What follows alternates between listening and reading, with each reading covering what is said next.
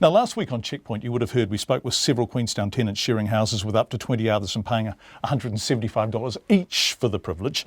On Friday, Housing Minister Nick Smith acknowledged there was a problem in Queenstown. Yesterday, he met with the Queenstown's mayor. But first, before we talk to the Minister about that, let's hear from Naomi, who describes herself as one of Queenstown's working poor. She and her partner have 2 children and both work full-time, but they can't afford to rent a house.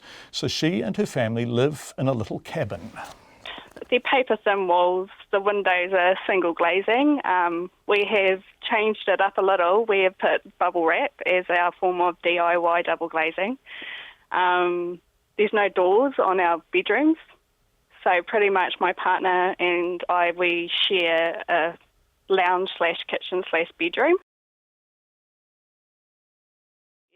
which is pretty much like a manhole on the floor to get down there. And how cold is it in the middle of winter when the southerly comes in? In the middle of winter, it's freezing. Like pretty much our windows will freeze over on the inside. On the inside? On the inside. So there's ice inside. The first winter we were here, we were lucky enough that the company has actually fixed the roof. It rained inside for the whole winter. Our pipes freeze. We have no oven, so it's quite hard to cook. You have no oven? No. So we've been here for 2 years, and it's just to have a decent meal is actually quite difficult. So what are you paying a week rent for that place?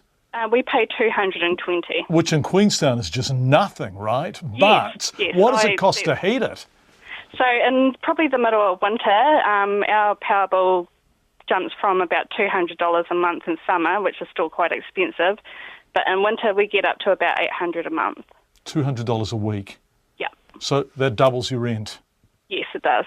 To live in a place that sounds basically like an icebox? Yes, exactly right. And we live right up by the skyline trees. So it's so sheltered that we get no sun in winter at all, because the trees just block it, which leaves it quite damp on the back. We get a lot of mice as well. So pretty much every day in winter we're actually killing mice, just there to come in from the back, from the trees. Naomi, why do you stay there in this property?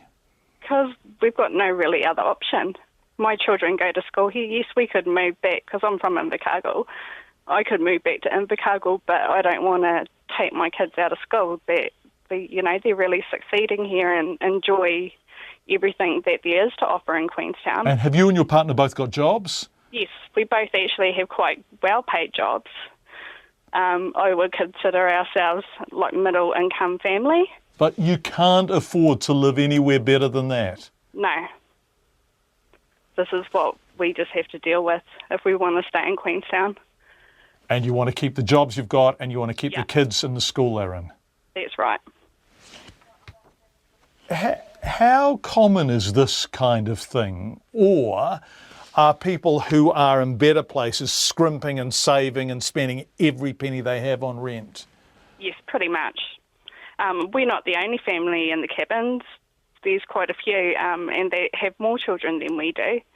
And they're doing the same struggle, and pretty much no one even knows about them.